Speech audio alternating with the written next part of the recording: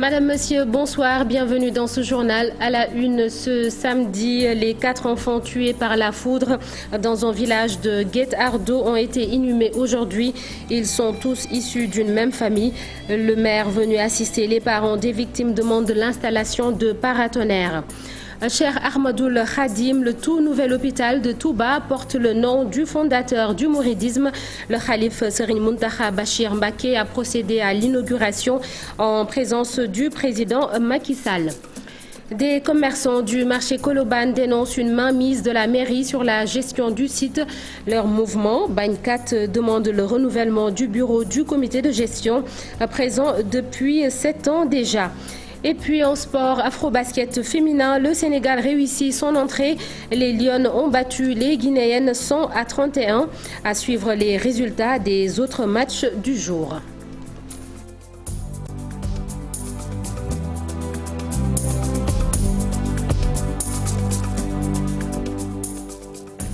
Bienvenue sur la TFM. Retour sur cette tragédie survenue hier à Djeylani, dans la commune de Guet-Ardo. La foudre a tué 4 enfants d'une même famille, dont des jumeaux.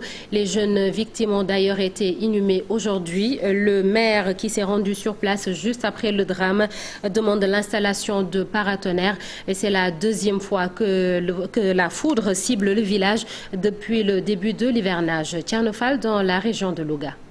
La foudre est tombée sur une case installée au milieu de la cour de la maison. À l'intérieur se trouvaient des enfants qui dévisaient tranquillement en attendant la fin de la forte pluie qui s'abattait sur le village de Djeylani. Le bilan fait état de 4 morts et 8 blessés, dont 4 graves. On a perdu des enfants, c'est très dur, c'est des enfants de 5 ans, 2 jumeaux, et il y a un enfant qui a 7 ans, un autre à peu près 12 ans, qui est un élève. Donc vraiment c'est très difficile, c'est très dur, mais c'est la volonté divine. Donc nous compatissons à ces douleurs-là et nous prions pour que Dieu les accueille dans leur paradis céleste. Un coup dur pour la famille Niang qui s'en remet entièrement à Dieu.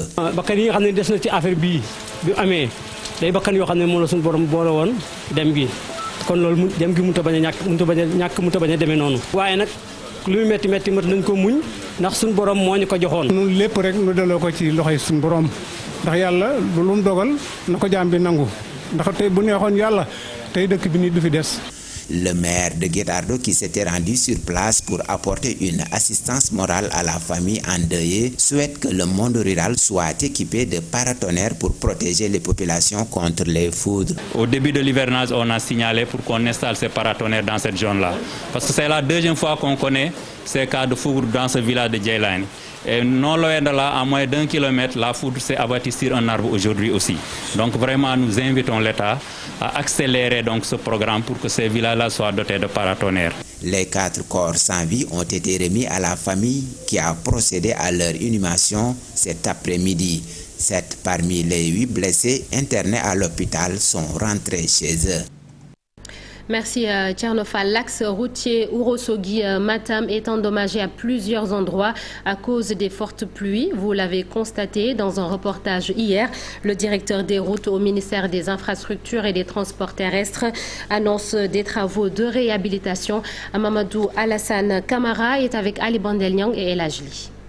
Passe sur l'axe Ourossogui et Matam, c'est quelque chose que nous avions identifié depuis plusieurs années. C'est un axe qui a été réalisé depuis très longtemps avec justement des érosions qui se sont produites au niveau des talus parce que la route est surélevée. Mais nous avions déjà pour des travaux palliatifs, des travaux d'entretien, demandé à la direction régionale de la Giroute Nord en relation avec l'équipe de projet qui est sur l'axe Kilogny-Ourossogui de prendre des dispositions pour entretenir, en tout cas refermer ces brèches en attendant que des travaux d'envergure puissent être réalisés. Ce que je peux dire d'emblée, c'est que entre Ourossogui et Matam, nous avons prévu dans le cadre des travaux dans les maillots de réhabiliter cet axe routier pour en tout cas donner un coup de neuf. Et ça, c'est quelque chose qui est envisagé dans les différents programmes. Pour rassurer un peu les populations, nous tenons à remettre cet axe à niveau pour justement la mettre en conformité avec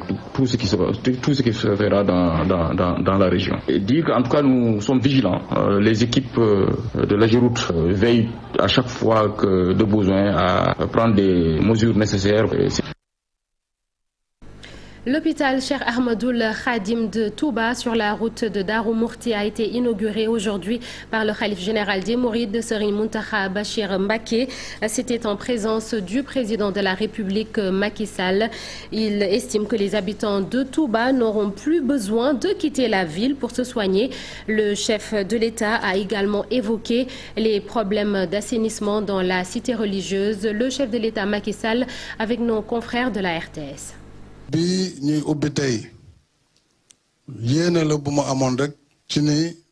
Cet hôpital, c'est un souhait que j'ai toujours eu pour Touba, car j'ai toujours pensé que Touba doit avoir une telle infrastructure.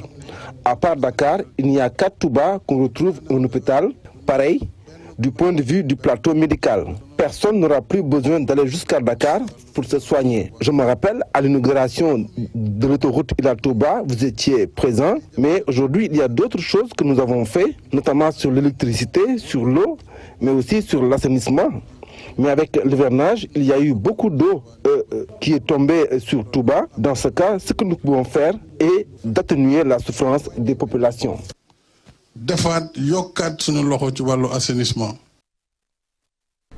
Le président de la République, accompagné du porte-parole du Khalife Serigne Bassirou Abdou Khadre, a effectué une visite guidée de l'hôpital. Papa Balla Gueye y a assisté. Bonsoir Papa Balla. Bonsoir Nata Mbaye. Alors, est-ce que vous pouvez revenir sur les moments forts de cette inauguration de l'hôpital Cheikh Ahmadoul Khadim? Papa Balla? Allô. Oui, vous nous entendez? Oui, je vous entends bien, Nata. Voilà, avec vous, donc, les moments forts de cette inauguration, Papa Balla. Donc, en grande pompe, avec, donc, en compagnie du général des Mourides, Serigne. Papa Balla. Du président Macky Sall. Et à la donc, le khalife général des Mourides s'est retiré. C'est à Abdou Khadre que le été guidé à l'intérieur de l'hôpital pour la qui ont été donc installés au niveau du centre hospitalier national à Ahmadoul. Papa Balla, toutes nos excuses, nous avons quelques problèmes de liaison avec Papa Balla, mais retenez que la cérémonie d'inauguration s'est tenue donc cet après-midi en présence du khalife général Serigne Mountakha Bachir et du président de la République Macky Sall, qui s'est entretenu bien avant cela avec le khalife lui-même. Vaccination des enseignants avant la rentrée scolaire. La polémique enfle depuis que le ministre de la Santé l'a annoncé. Son collègue de l'Éducation nationale reprécise la pensée du gouvernement. Il n'a jamais été question d'obliger les enseignants à se faire vacciner. Mamadou Talla l'a dit ce matin en présidant le 6e congrès ordinaire du CELS, le syndicat des enseignants libres du Sénégal. Il en a profité pour annoncer la reprise prochaine du monitoring des accords signés avec les syndicats d'enseignants Al-Hassan Ba et Amadouba. Le ministre de l'Éducation nationale a tenu à réitérer sa position. Moutala précise qu'il n'y a aucun pass sanitaire. La vaccination contre le Covid-19 est personnelle et volontaire. Il y a des vaccins qui arrivent, on a pensé à nous, mais c'est volontaire et personnel et il n'y a pas de pass sanitaire d'après nos lois et règlements. Mais j'appelle quand même à la responsabilité à tout le monde qu'il fasse le nécessaire individuellement s'il veut se vacciner. Propos tenus devant cette assemblée, le 6e congrès ordinaire du CELS. C'est avec un cœur lourd que le secrétaire général sortant annonce qu'il ne sera plus candidat à ce poste. Je ne me représenterai pas pour un nouveau mandat au poste de secrétaire général national.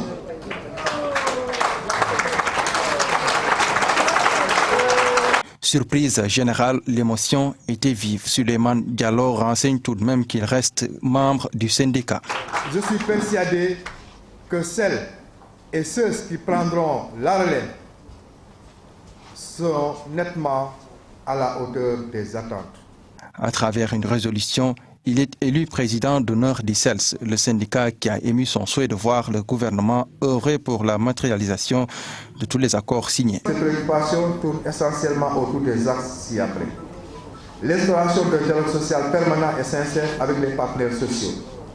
Le retour sans délai du gouvernement autour de la table de négociation pour le suivi des accords et l'examen des nouvelles revendications posées par les syndicats de l'enseignement. Les rencontres de monitoring vont bientôt démarrer selon Mamoudou Talla. Puisque l'autorité en charge de cette question a été nommée et bientôt, je laisse la personne indiquée pour dire qui est nommée, mais c'est qu'il y a une personne cette fois-ci qui est désignée et incessamment nous allons reprendre nos rencontres de monitoring.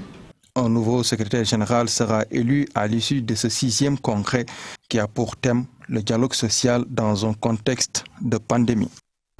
Au marché de Colobane, des commerçants regroupés au sein du mouvement Bagnacat veulent de meilleures conditions de travail.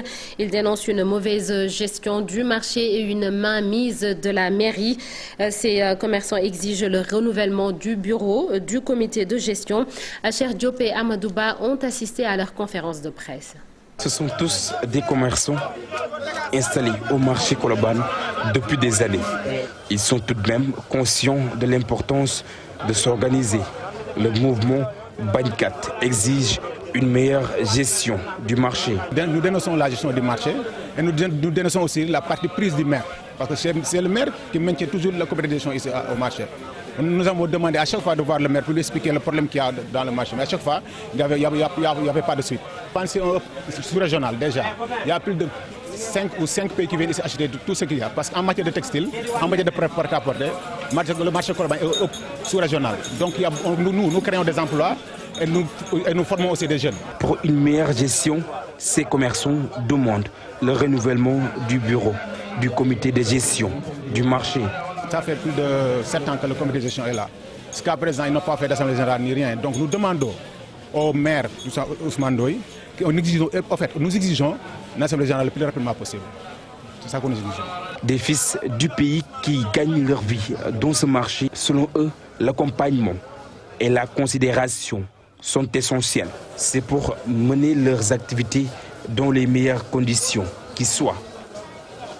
À Dialakoun, dans le département de Bignona, le choix du chef de village a créé un remue-ménage. Les habitants qui ont arboré des brassards blancs en guise de paix veulent que le préfet confirme celui qu'ils ont désigné lors de l'assemblée du village. L'autorité administrative qui parle d'absence de consensus a tout simplement préféré nommer un chef de village intérimaire. Boubacar Diassi et Lamine Manjang nous expliquent tout cela. Ces populations de Djilakoun, dans l'arrondissement de Tangori, département de Bignona, arborant des brassards blancs, symbole de paix selon elles, et brandissant des pancartes, sont venus rencontrer le préfet du département de Bignona pour réclamer la confirmation de leur chef de village. Selon ces manifestants, leur chef de village a été choisi en conformité avec les us et coutumes, mais aussi en conformité avec les textes régissant cette fonction, à l'issue de plusieurs rencontres présidées par le sous-préfet de Tangori, qui a transmis le PV au préfet de Bignona.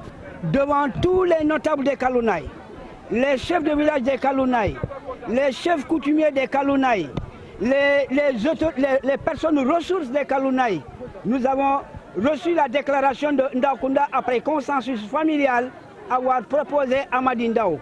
Ce jour des 40 jours devant tout le monde, il a été officier chef de village de Djilakoun, unanimement et par la tradition.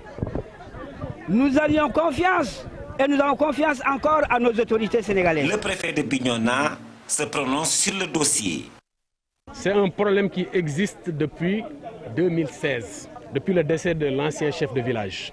Maintenant, en application des textes, le sous-préfet de l'arrondissement de Tangori a mené des consultations avec les chefs de carré. Et à l'issue de ce travail-là, une proposition est sortie concernant le sieur Amadi Ndao. Sauf que les textes parlent de consensus pour que le préfet puisse prendre un arrêté portant nomination du chef de village. qui doit être approuvé par le ministre de l'Intérieur. En l'absence de ce consensus, je ne suis pas en mesure de prendre un arrêté pour nommer le chef de village, car il est contesté. La seule option qui nous est, qui reste possible, c'est de nommer un intérimaire. Ces populations ajoutent qu'il n'est pas besoin de désigner un chef de village par intérim, la succession ayant déjà été faite. Jamais nous l'acceptons. Nous reconnaissons Amady Ndao comme chef de village de Djilakoun. C'est la première fois qu'un problème portant sur le choix du chef de village de Djilakoun éclate dans cette localité. La société immobilière du Cap-Vert, la SICAP, veut contribuer à la matérialisation du programme des 100 000 logements. Elle demande ainsi l'élargissement de son assiette foncière, une requête que compte appuyer le ministère de l'Urbanisme, du Logement et de l'Hygiène publique. La SICAP a regroupé les syndicats, les travailleurs et l'administration pour se pencher sur les objectifs qu'elle veut atteindre, mais aussi à partager un rapport. Abdourahmane Diallo et Mamadou Gueye à Hambourg. SICAP SA veut jouer pleinement son rôle dans ce projet de 10 000 logements initié par l'État du Sénégal. Elle invite les autorités à élargir leur assiette foncière. Le goulot d'étranglement actuellement, c'est notre matière. Notre matière première, c'est le foncier. Sans foncier, sans financement, tu ne peux rien faire. Actuellement, brièvement, c'est ça notre problème. Actuellement, on est vraiment une équipe très soudée, prêt à appuyer le chef de l'État dans le programme des 100 000 logements. Syndicalistes, travailleurs et administration de la SICAP ont initié une réflexion pour évaluer les performances de cette société immobilière. Dans ce rapport, il y a tous les éléments qui concernent la bonne gouvernance de la SICAP, autant sur les aspects de gestion interne, autant dans les rapports entre les différents services, mais aussi sur les grands axes, notamment comme je l'ai dressé tout à l'heure, les axes qui concernent le foncier, c'est-à-dire naturellement quel est l'état de notre foncier, qu'est-ce que nous devons faire pour élargir notre stock foncier, aussi l'état de notre signature, également quels sont les mécanismes à améliorer pour disposer du financement à un bon taux, mais surtout également quelle doit être notre posture, la SICAP, en termes de politique fiscale. Cette rencontre a été présidée par le ministre de l'Urbanisme, de l'Hygiène publique et du Logement, Abdoulaye Sow, promet d'accompagner la SICAP SA afin d'atteindre les objectifs fixés. Un mot de culture, le festival panafricain du cinéma et de la télévision de Ouagadougou est prévu du 16 au 23 octobre prochain. Pour cette 27e édition, 14 films sénégalais figurent dans la compétition officielle. 4 courts-métrages, fiction et documentaires sont sélectionnés. Et parmi ces productions, 5 étoiles de Mam Wouri Choubou. La réalisatrice, par ailleurs journaliste, s'est intéressée à la vie d'immigrés africain dans la ville de Lille en France. Un thème d'actualité qui, espérons-le, pourra faire gagner un nouveau prix à Mamouri Ibou-Diouf et Diafaraba l'ont rencontré. Reportage. Dans son salon, elle expose fièrement ses distinctions. Mamouri Diouf est journaliste. L'audiovisuel, son autre domaine de prédilection. Après les journées cinématographiques de Carthage et son Tani d'or, ce documentaire 5 étoiles sera au FESPACO. Le FESPACO, c'est un vieux rêve. Tout réalisateur, je dois dire, a envie d'aller au FESPACO. Contente à l'idée de rencontrer tous ces gens-là, parce que cette année, j'ai vu la sélection. C'est vraiment des grands noms du cinéma qui seront là. La réalisatrice pose un regard pour décrypter le vécu des migrés sénégalais dans la ville de Faidherbe, en France. Je suis allée à Lille, c'est la ville de Faidherbe. J'ai rencontré en fait des sans-papiers. Quand ils arrivent, ils sont migrants. Ensuite, ils essaient de s'insérer dans la société et ils adhèrent à des associations de sans-papiers. Et une de ces associations-là, justement, manifeste chaque semaine sur la place de la République à Lille, où il y a une grosse statue équestre de Faidherbe. Et donc, je me suis dit qu'il fallait interroger ce mouvement-là. Faidherbe est venu chez nous a colonisés. Et nous, maintenant, quand nous allons chez eux, qu'est-ce qui se passe? Cette dialectique-là, comment est-ce qu'il fallait l'interpréter? De la vie de Mamouri Diouf, on parle souvent des dangers de la traversée du désert et de la Méditerranée, mais ce dont on parle le moins, c'est ce qui se passe une fois que ces migrants arrive à destination. Donc quand je suis arrivée à Lille, c'est tout naturellement que j'ai cherché à savoir ce que ces jeunes qui arrivaient dans ces villes françaises, qu'est-ce qu'ils devenaient. Parce que comme on dit, le monde il est ouvert maintenant. Les gens ont le droit d'aller partout. Pourquoi y a-t-il ces restrictions? Pourquoi les Africains doivent subir tout ce qu'ils subissent pour aller à l'Europe? C'est vraiment des questions qui sont actuelles et je pense que c'est une des raisons pour lesquelles le film est sélectionné au FESPACO. Mamouri Toubou est journaliste, géographe et réalisatrice. Après le Tani de bronze en Tunisie, 5 étoiles, sera à nouveau au FESPACO à la quête d'un nouveau Graal, le poulain. Bonne chance à Mamouri Toubou. Sport afro-basket féminin au Cameroun. Les Lionnes s'offrent une entrée spectaculaire. Elles ont largement dominé. Les Guinéennes sont à 31 points. Une belle victoire pour affirmer leur détermination et leur soif de vaincre dans cette compétition. Le résumé du match avec Chersad Boudiara. Les Lions se font plaisir face à la Guinée. Portés par leur jeune garde, à la tête Yassine Diop, meilleur scoreur du match, 19 points, elles ont surclassé les Guinéennes 100 à 31. Une véritable démonstration de force. Il y a quelques mois, nous sommes en transition et nous avons besoin de donner aux jeunes qui arrivent une mentalité de gagneur. Les gagneurs, il faut qu'on aille à l'afro-basket avec des intentions de compétition. Vraiment, je pense qu'ils ont bien tiré le message. À la limite, ils en ont trop fait. Il fallait canaliser l'énergie un peu pour être beaucoup plus efficace. Et je pense qu'on est arrivé à les maîtriser en deuxième temps et le jeu était meilleur. Le Sénégal, finaliste malheureux à domicile en 2019, ne manque pas de motivation cette année à Yaoundé. C'est derrière nous. On est en 2021, on est au Cameroun. C'est notre Coupe d'Afrique. Maintenant, voilà, c'est notre game. C'est relancer, la Coupe est relancée. Tout est possible. À nous de faire le nécessaire, de se concentrer et d'être déterminés dans ce qu'on va faire. Une détermination qui ne va pas être de trop pour s'imposer à l'afro-basket. Une compétition de plus en plus ouverte. Ça y est, en Afrique maintenant, tout le monde travaille. Je pense que dans les années lointaines, on était un peu, avec l'Égypte, je crois, un peu en avance, mais d'année en année, les équipes africaines, le niveau se resserre. Chaque match africain est très serré. Donc il n'y a plus d'hégémonie pour vraiment recoller au peloton. Donc nous ne pensons plus à ce qu'on a fait dans le passé. Nous pensons au futur, comment construire une autre génération qui pourrait nous valoriser cette situation. Ce tournoi, nous ne craignons pas des équipes. Il y a des équipes qui sont bien. Nous aussi, je pense qu'on a ce qu'il faut pour bien jouer un tournoi. On ne se prend pas la tête, on va jouer match après match et essayer de développer notre équipe. Et après, on verra ce que ça va donner. Les Lions vont effectuer leur deuxième sortie lundi face à l'Égypte. En cas d'un nouveau succès, les Nania et compagnie se qualifient pour les quarts de finale.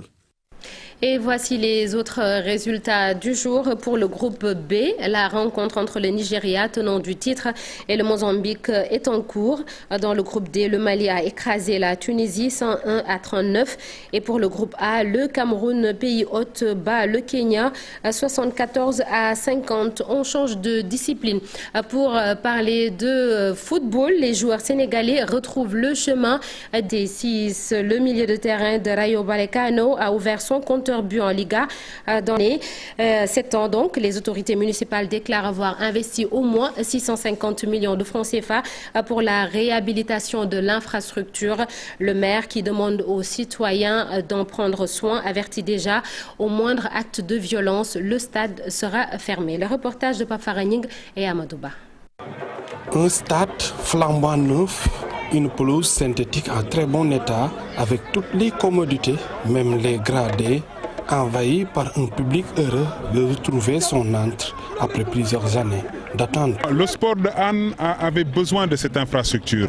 J'ai l'habitude de dire que ce n'est pas un investissement seulement pour travailler sur l'esthétique, ce n'est pas seulement un gazon à visiter, mais je dis que c'est une industrie. Han, connaît dans le passé énormément de professionnels, mais dans des conditions que vous connaissez.